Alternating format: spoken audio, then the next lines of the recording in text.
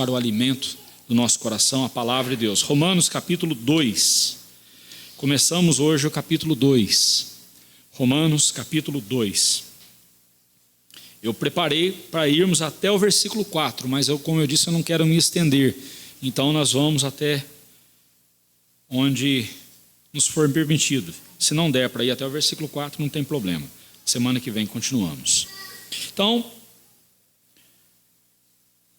Romanos capítulo 2, e eu vou ler o texto conforme for expondo no decorrer aqui da mensagem. Vamos orar ao Senhor mais uma vez.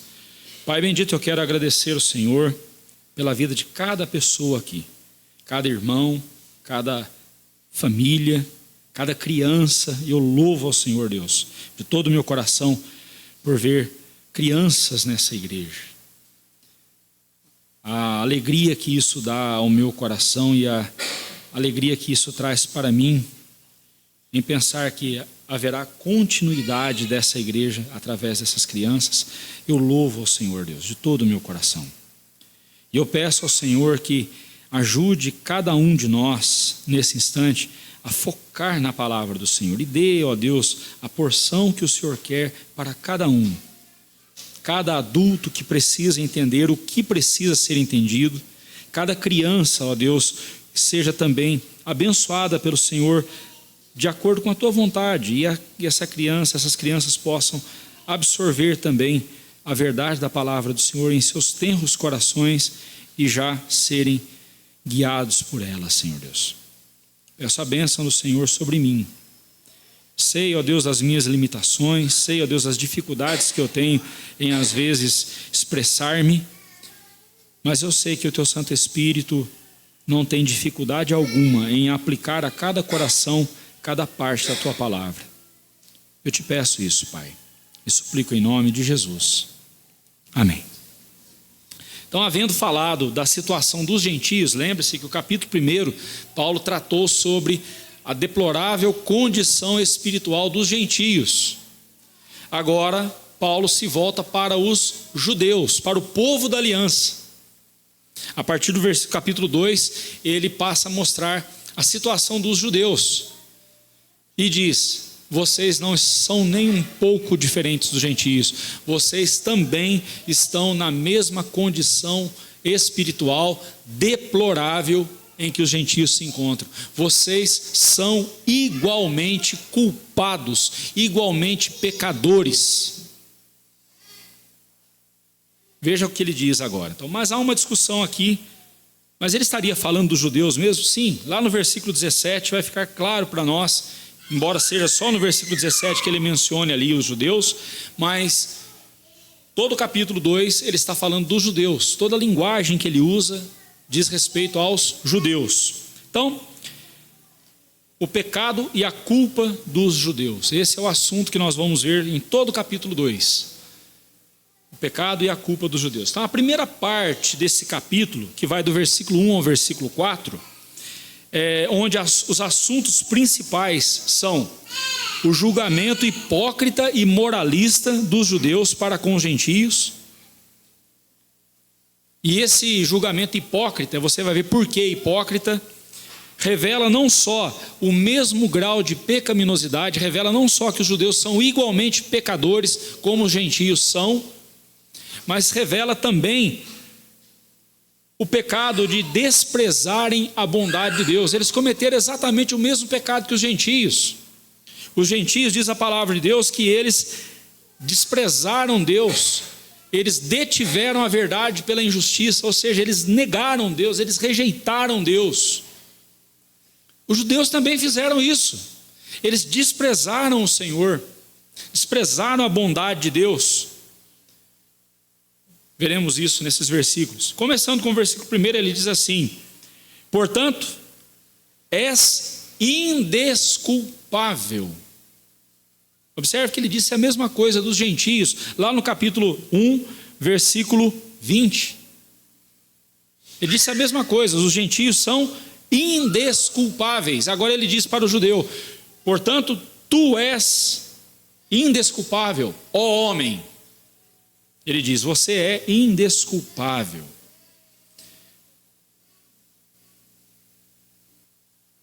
quando julgas a quem quer que sejas. Porque no que julgas a outro, a ti mesmo te condenas, pois praticas as próprias coisas que condenas. A palavra portanto, ela liga o capítulo 1, versículo 32 ao capítulo 2, versículo 1. Ela liga essas duas partes, né? E colocam, mostrando que aqui os gentios, os judeus se colocavam como juízes sobre os gentios, apesar de serem igualmente pecadores e condenáveis aos olhos de Deus. E Paulo vai dizer isso com todas as letras depois no capítulo 3, dizendo que todos pecaram, não há um justo sequer. Nós não podemos julgar as pessoas.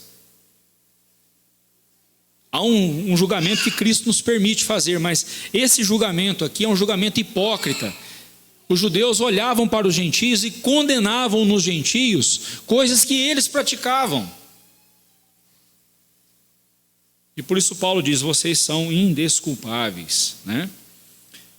Quando ele usa a expressão, ó homem, ele não está falando só para uma pessoa, ele está falando aqui do povo judeu, ele está falando da sua coletividade, mostrando que todo o povo de Deus, todos os judeus, são indesculpáveis diante de Deus. Por quê? Porque eles cometeram o mesmo pecado que os gentios cometeram. Quando julgas a quem quer que sejas, preste atenção no verbo sejas, no verbo ser, que aí está conjugado na segunda pessoa do singular, do presente, do subjuntivo. A quem quer que sejas. Ele não falou a quem quer que seja. Se Paulo tivesse dito a quem quer que seja, ele estaria dizendo o seguinte: você está julgando qualquer um, você está julgando qualquer pessoa, você está julgando os gentios, não importa quem seja, você está julgando alguém. Não, aqui ele está dizendo a quem quer que sejas. Ele está falando dos judeus. Ele está falando dos judeus. Quem você pensa que você é para julgar os gentios? É isso que ele está dizendo. Você é indesculpável quando você julga os gentios, não levando em conta quem você é. É isso que Paulo está dizendo. Quem quer que sejas. E Paulo continua, porque no que julgas a outro, a ti mesmo te condenas. Ao se colocarem como juízes sobre os gentios, os judeus demonstravam conhecimento a respeito da lei de Deus, porque eu só posso julgar alguém se eu tenho um parâmetro para fazer esse julgamento. Então, se eu julgo o pecado de alguém, eu julgo isso com base no parâmetro da lei de Deus. Então, quando Paulo diz, porque no que julgas a outro, a ti mesmo te condenas. Por que ele disse isso? Porque no momento em que os judeus, nós vamos ver isso mais à frente, no momento em que os judeus praticavam as mesmas obras pecaminosas dos gentios, cometeram os mesmos pecados que os gentios cometiam, eles estavam se condenando. Porque se eu acuso você de um pecado e eu estou cometendo esse pecado, significa o quê? Que eu sei que o que você está fazendo é pecado. Mas por que eu acho que o pecado é só em você, não em mim? Você está entendendo a gravidade? Por isso que Paulo diz, a ti mesmo te condenas. Numa figura para você entender isso melhor, né? Alguém diz assim, quando você aponta o dedo para alguém, acusando alguém, não se esqueça, enquanto você aponta um dedo para a pessoa, tem 3 apontando para você e 1 apontando para Deus. Enquanto você acusa o seu irmão, tem 3 dedos apontados para você, dizendo, você é mais pecador ainda. E fica atento, porque Deus está te vendo. Deus te conhece. Deus sabe o que está no seu coração. Deus sabe quem você é. E o seu julgamento para com o seu próximo se tornará em acusação contra você mesmo.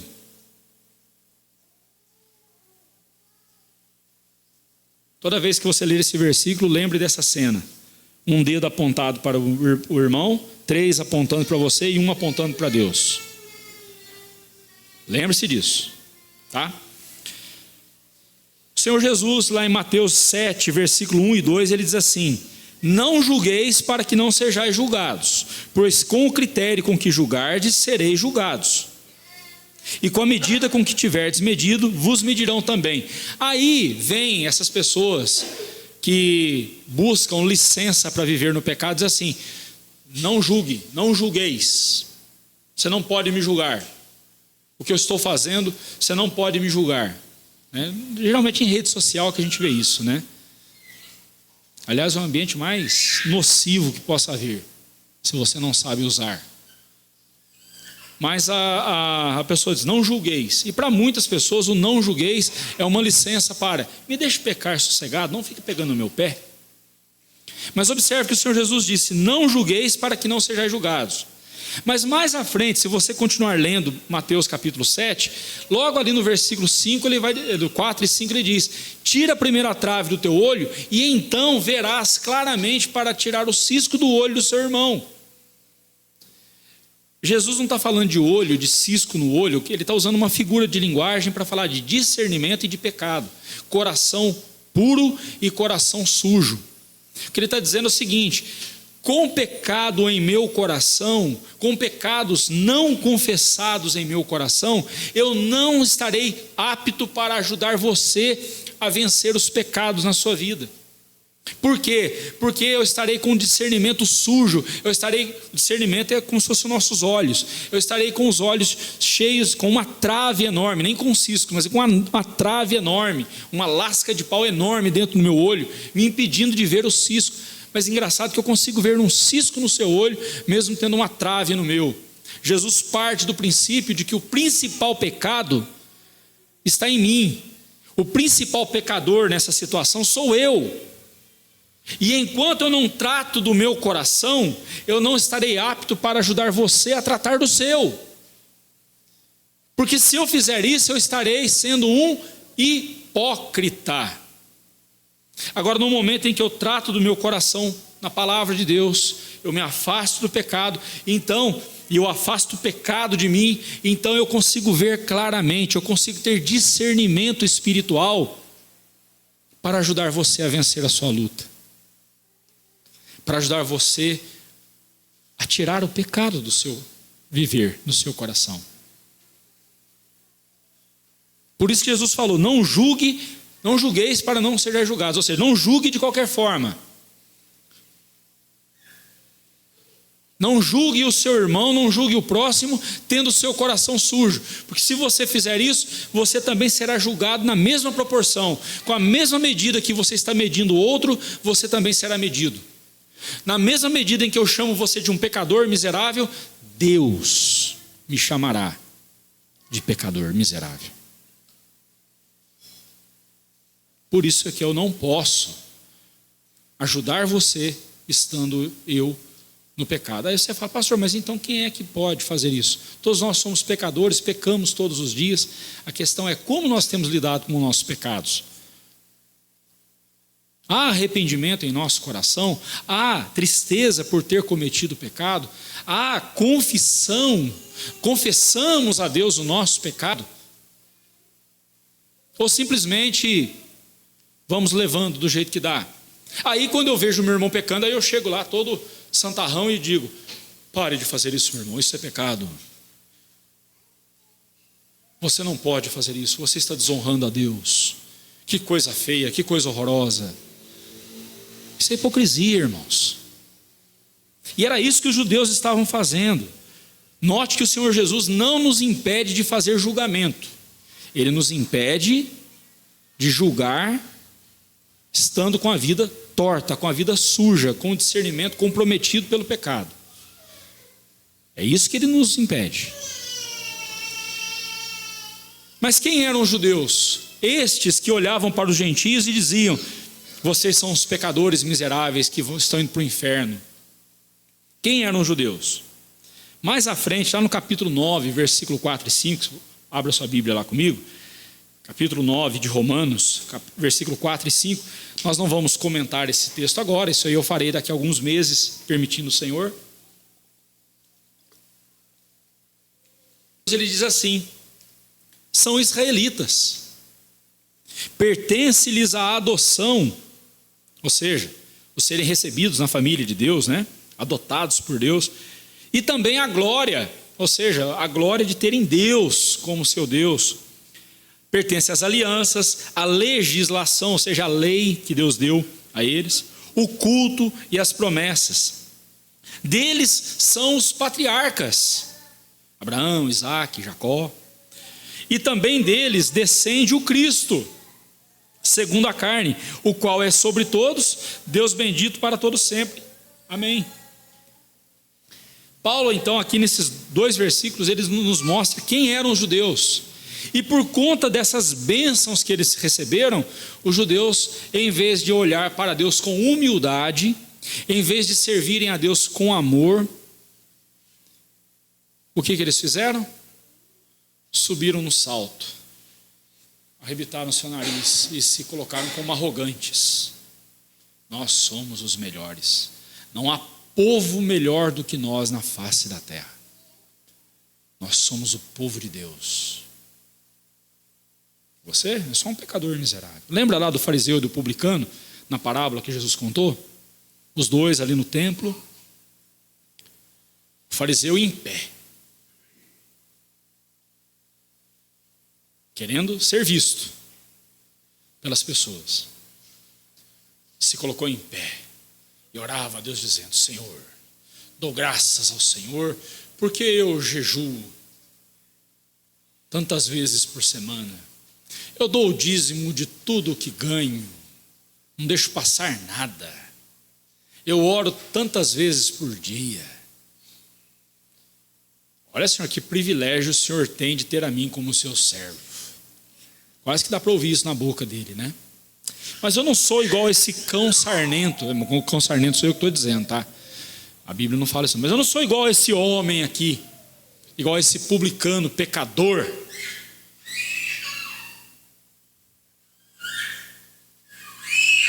E o pecador orava, aquele publicano não ousava nem sequer levantar os olhos para os céus. O fariseu estava em pé. O fariseu se levantou.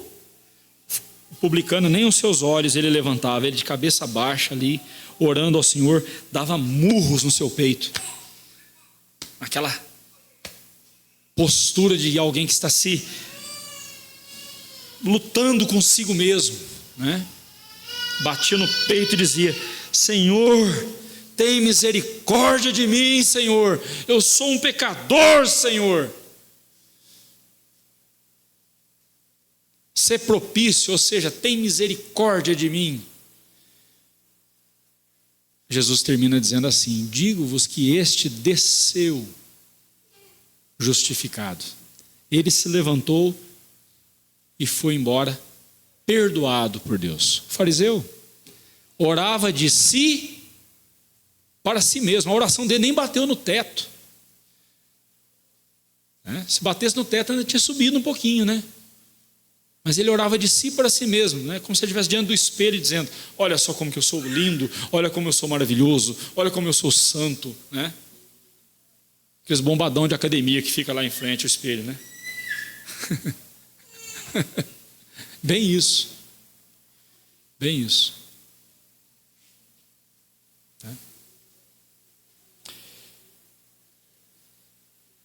Quem eram os judeus?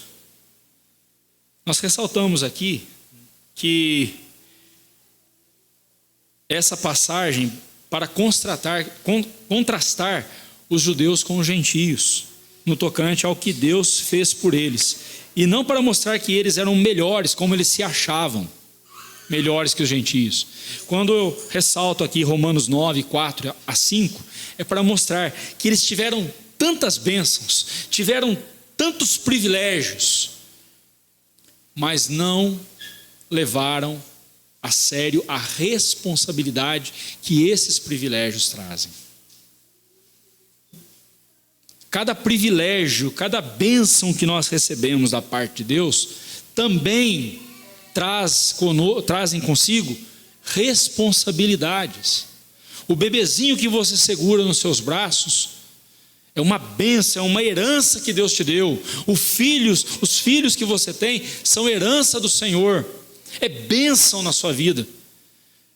Mas é uma responsabilidade enorme. E você vai responder por cada um deles diante de Deus. Ser pastor dessa igreja é um privilégio para mim. Mas eu vou responder por cada ato, cada pregação, cada ensino que eu dei para vocês. Eu responderei diante de Deus. Eu tenho uma responsabilidade, eu vou responder a Deus. É privilégio, mas privilégio traz responsabilidades. Ser escolhido por Deus, ser povo de Deus, traz consigo responsabilidades de santidade, de pureza de vida, de compromisso com Deus. Receber a Cristo como Salvador é a maior bênção que nós podemos ter, mas também recebemos Ele como Senhor, e estamos submetidos e sujeitos à vontade dEle. Entendamos isso, irmãos. Os judeus não entenderam assim. No momento em que eles receberam os privilégios, eles se acharam melhores que os outros. E saíram julgando os outros. Mas eles não eram melhores. Nunca foram melhores que os gentios. Aliás, eles cometeram pecados iguais aos dos gentios.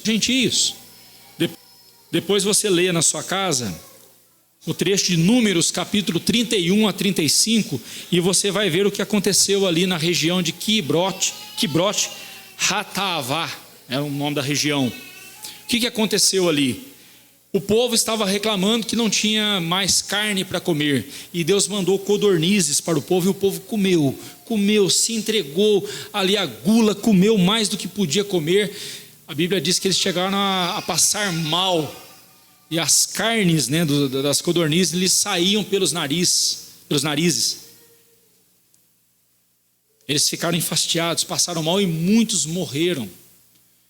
Sabe o que é isso? É exatamente o que Paulo disse sobre os gentios no versículo 24, 26 e 27 e 28.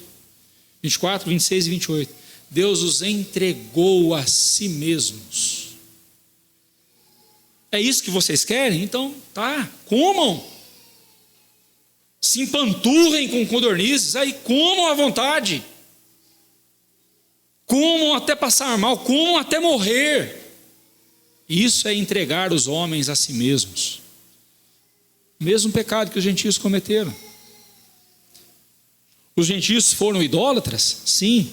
Os judeus também. Várias vezes nas Escrituras nós encontramos casos em que o povo de Deus abandonou Deus para adorar ídolos, falsos deuses. Os gentios foram promíscuos em suas relações íntimas, aqui representada pelo homossexualismo? Sim, os judeus também. A Bíblia relata várias situações em que o povo de Deus se entregou à promiscuidade. E Deus pesou a mão sobre eles. Irmãos, quando olhamos aquele mendigo, aquele ladrão, aquele assassino ali na rua, nós devemos ser humildes e gratos ao Senhor Deus e dizer: não fosse a graça de Deus na minha vida, eu estaria naquela mesma situação. Tirou a graça de Deus da minha vida, eu sou tão pecador quanto aquela pessoa. Sabe aquela pessoa que você está estampada na manchete do jornal,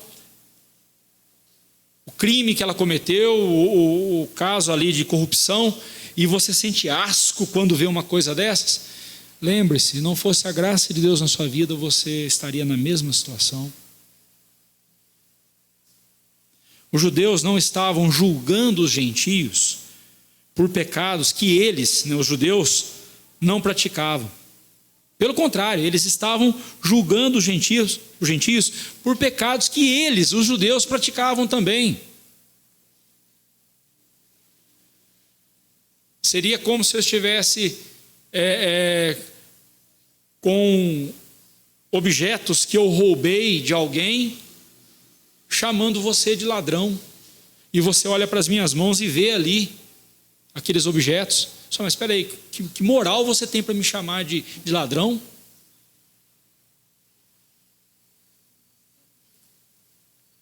Mas há um contraste. Os judeus que se achavam melhores do que os gentios, observe que eles conseguiram ser até piores que os gentios. Lá no capítulo 1, versículo 32, Paulo diz que os gentios, eles não só praticavam coisas abomináveis a Deus, como também aprovavam os que assim procediam. Eles praticavam e aprovavam, aplaudiam, incentivavam outras pessoas que faziam as mesmas obras pecaminosas que eles. Os judeus não. Os judeus praticavam as mesmas obras pecaminosas, mas quando olhavam para os gentios, recriminavam os gentios, mas não falavam nada de si mesmos. É como se Paulo estivesse dizendo, em outras palavras, o seguinte: não importa que vocês sejam o povo da aliança, ele falando para os judeus, né? Não importa que vocês sejam o povo da aliança, quem vocês pensam que são quando condenam os gentios por pecados que vocês mesmos praticam? Como vocês reprovam os pecados dos outros e fazem vistas grossas aos mesmos pecados que estão escancaradamente encontrados em vocês? E aqui eu quero trazer algumas aplicações sobre o versículo 1.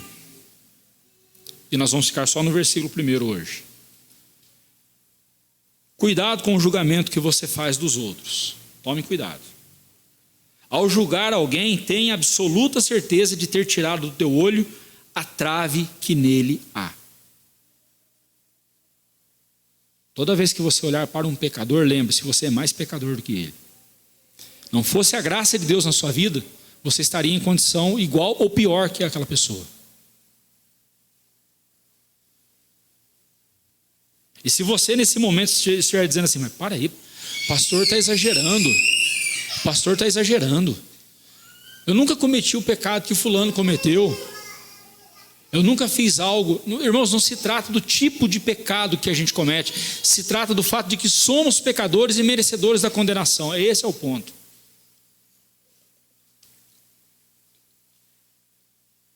Você adulterar, ou você ter intenção de adulterar, faz você pecador aos olhos de Deus da mesma forma e merecedor da condenação de Deus. Por isso que lá em Provérbios fala, sobre tudo que se deve guardar, guarda o teu coração, porque deles procede as fontes da vida. Guarda o teu coração, não adianta você guardar só as suas ações, aquilo que as pessoas veem. Guarde o seu coração, não permita que o pecado faça ninho no seu coração e coloque ovos podres no seu coração e esses ovos germinem. Não permita. Cuide do seu coração. A mera intenção, bem, aqui fora está virando isso também, né? A gente tem visto aí pessoas que por terem a intenção de fazer alguma coisa estão sendo condenadas pela justiça. Isso é ridículo, porque um crime só passa a ser crime quando deixa de ser intenção e se torna uma ação. Os juristas aqui podem me ajudar nisso. É bem isso. Mas aos olhos de Deus não é assim que funciona. Aos olhos de Deus a mera intenção de pecar já é pecado. A mera intenção de cometer um pecado já é pecado. E isso, meus irmãos, esmaga o nosso orgulho, porque nós gostamos de mostrar para as pessoas as nossas boas obras, não é mesmo? Isso esmaga o nosso orgulho. Somos tão pecadores quanto qualquer outro pecador. E no nosso coração.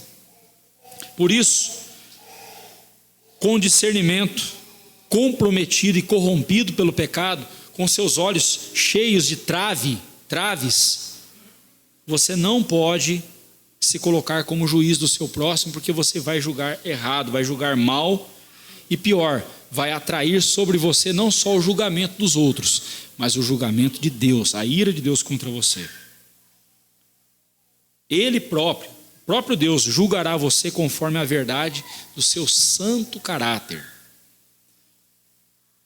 Condenar os pecados dos outros enquanto os toleramos em nós mesmos é prova de impiedade e falta de conversão.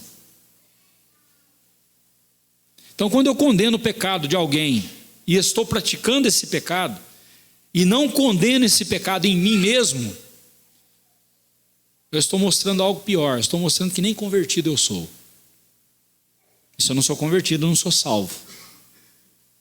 Eu estou me enganando. Devemos fazer julgamento. O nome disso é discernimento. Você hoje, bem, a primeira vez que você esteve aqui nessa igreja, você fez o julgamento se esse banco aguentaria o seu peso. Você olhou, não, aguenta. Não é assim? Você fez um discernimento, você discerniu. Madeira grossa, bem estruturada, aguenta meu peso. Depois que você conhece, você não precisa fazer isso, você simplesmente senta tranquilo. Discernimento, você está dirigindo. E aí você olha, o farol ainda está verde. Mas já faz algum tempo que aquele farol está verde. Então, a qualquer momento, ele ficará amarelo e em seguida vermelho. Aí você diz assim, vou acelerar um pouco mais para dar tempo de passar no verde. E aí você passa do limite de velocidade e o radar te pega. Então você faz todo esse jogo de pensamento, não, tem que ver, calcular e tal. O nome disso é discernimento. E nós precisamos discernir o que é pecado, o que é errado, o que é certo, o que é errado. Discernimento é para isso. Quando eu era criança, minha mãe me fazia escolher feijão, a bem na verdade escolher as pedras do feijão, né? E se eu tivesse com preguiça, não escolhesse direito, alguém ia perder uma obturação ou perder um dente na hora de comer. Então a gente tinha que discernir, tinha que separar as pedras dos feijões. Discernimento, saber. A Bíblia não nos condena, a Bíblia não nos impede de fazer julgamentos. Mas para fazermos julgamentos, nós precisamos ter o nosso discernimento límpido, claro. Senão nós faremos julgamentos errados. É isso que a Bíblia nos adverte. Devemos fazer julgamento, devemos usar nosso discernimento. Com ele nós evitamos o mal e fazemos o bem. Porém, quando o nosso discernimento está comprometido pelo pecado não confessado, porque todo dia a gente peca, infelizmente, mas nós temos que confessar nossos pecados ao Senhor e pedir perdão ao Senhor e estar em comunhão com Deus. Mas se o nosso discernimento estiver comprometido pelo pecado não confessado, certamente faremos mal aos outros e a nós mesmos, atraindo sobre nós a ira de Deus. Esses 4 versículos e os demais falarão muito sobre hipocrisia.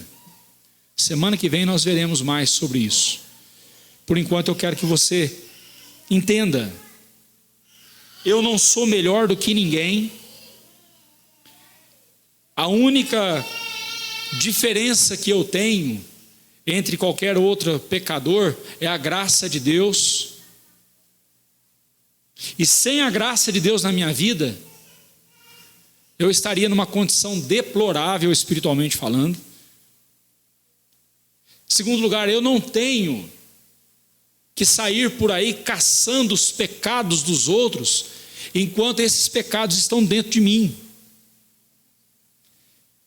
Eu não posso sair por aí atacando o pecado dos outros, enquanto eu mesmo pratico esses pecados. Quem eu sou? Quem eu penso que eu sou para fazer isso?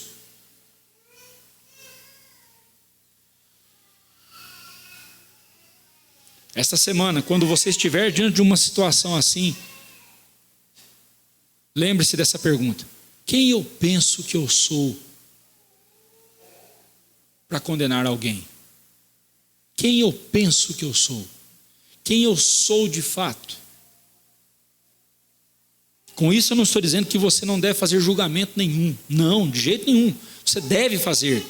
Mas para fazer esse julgamento, você precisa estar firmado na graça do Senhor Jesus. Você precisa estar em comunhão com Deus. Você precisa estar andando em santidade de vida, em dependência total de Deus, para que ao julgar, ao condenar o pecado de alguém, você seja bênção na vida dessa pessoa, ajudando essa pessoa a tirar o cisco do olho dela, tirar da sua vida os pecados que estão escravizando essa pessoa e ajudar essa pessoa a caminhar para a glória de Deus. Se você quer ser bênção na vida das pessoas, entenda isso. Que Deus assim nos abençoe e nos livre de sermos tão arrogantes, nos livre de sermos tão presunçosos, presumidos em nós mesmos, achando que somos melhores só porque estamos na igreja de Cristo. Assim como os judeus se achavam melhores do que os gentios por serem o povo da aliança, pode acontecer o mesmo conosco. O simples fato de sermos membros, estar no hall de membros da igreja, da nossa igreja, a gente se achar melhor do que os outros e achar que somos melhores do que os outros. Não.